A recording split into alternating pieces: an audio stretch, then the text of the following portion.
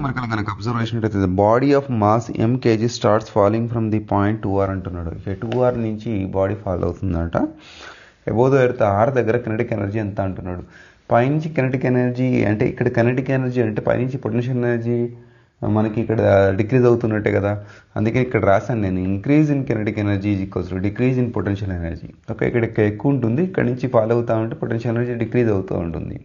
So మనం potential energy formula తెలుసు కాబట్టి సో మనం ఇలా చేసుకోవచ్చు. Increase in kinetic energy equals to decrease in potential energy. అంటే ఇక్కడ పొటెన్షియల్ ఎనర్జీ ఫైండ్ అవుట్ చేస్తే సరిపోతుంది మనకి. ఓకే, ఎంత డిక్రీజ్ అవుతుందండి అక్కడి నుంచి ఇక్కడికి. సో పొటెన్షియల్ ఎనర్జీ ఫార్ములా చూడండి, you is equals to -gm/r + h అంటే పర్టికులర్ హైట్ దగ్గర. సో మనకి హెచ్ ఇక్కడ ఎంత, మనకి ఇది ఇనిషియల్ పాయింట్ అవుతుంది, ఇది ఫైనల్ పాయింట్ అవుతుంది. ఇది ఇనిషియల్ పాయింట్ దగ్గర మనం r + 2r కదా, ఈ r + 2r మనకి ఓకే ఏమవుతుంది 3r అయిపోతుంది. ఇక్కడ చూడండి, ఇక్కడ మనకి ఫైనల్ పాయింట్ అయిపోతుంది, ఇక్కడ నుంచి r + r అయిపోయింది. r + r మన అదే పెట్టాను నేను. సో ఇక్కడే మిస్టేక్ చేస్తూ ఉంటారు పిల్లలందరూ.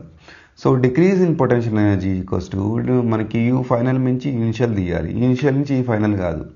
ఓకేనా, యూ ఫైనల్ వచ్చేసి ఇది మనకి, యూ ఇనిషియల్ వచ్చేసి ఇదండి. సో పెట్టేశాను నేను, gm/m/rని కామన్ తీశాను, మిగతా మిగిలింది ఏంటి 1/2 1/3.